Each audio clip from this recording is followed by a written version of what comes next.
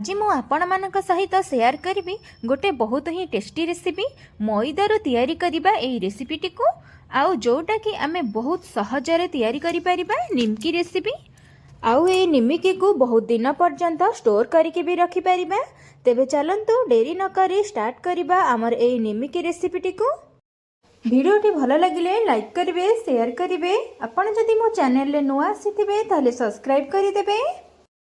Hello friends, मु Rosalind आपण मानको स्वागत करूची आरएस सानवी होम कुकिंग को। निमिकी प्रस्तुत करबा पई प्रथमे त हमकु मैदा दरकार।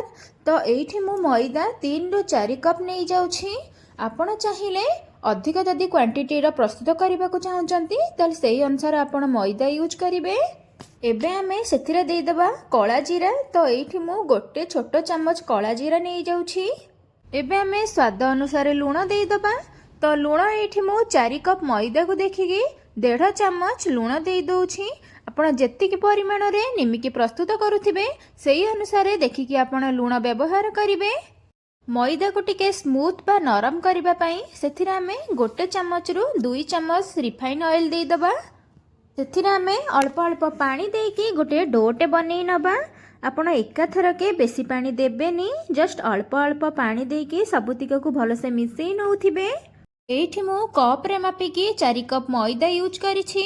आपण चाहिले गिना बा ग्लास रे मापिकी भी मैदा यूज करि परिबे।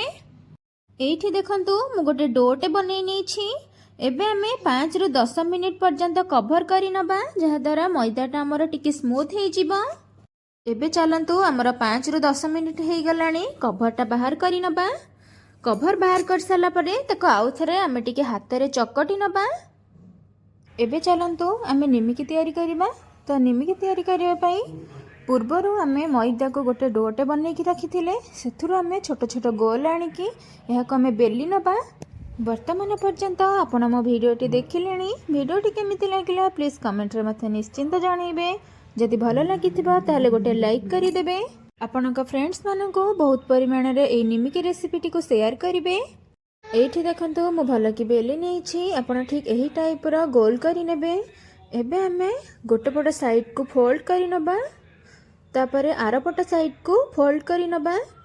मु जेमिति बनाउछि आपण ठीक सेमिति ही घरे निमिकी प्रस्तुत करंतु, देखिबे बहुत ही बढ़िया से बनिबो।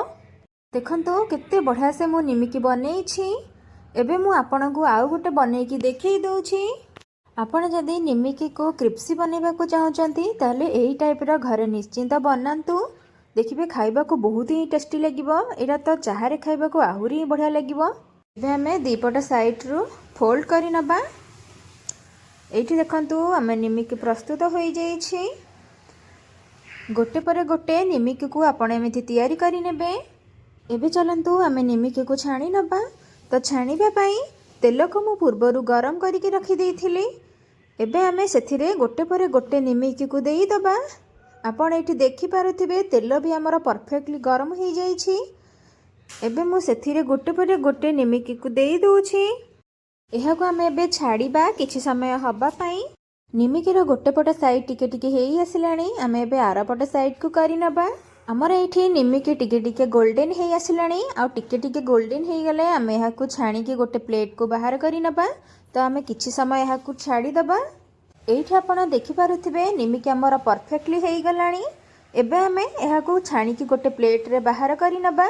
मु जेमिति बनेछि आपण ठीक सेमिति ही घरे बनांतु। देखिबे खाइबो को बहुत ही टेस्टी लागिबो। निमिकी हमर बहुत ही क्रिस्पी रहिबो। एही निमिकी को हमें मास मास धरी घरे स्टोर करके भी रखि परिबा। आपण एठी देखिकि जानि पारुथिबे निमिकी हमरा केते क्रिस्पी बनिची, क्रंची बनिची। आपण ठीक एही टाइप रा घरे बनांतु। देखिबे बहुत ही टेस्टी लागिबो।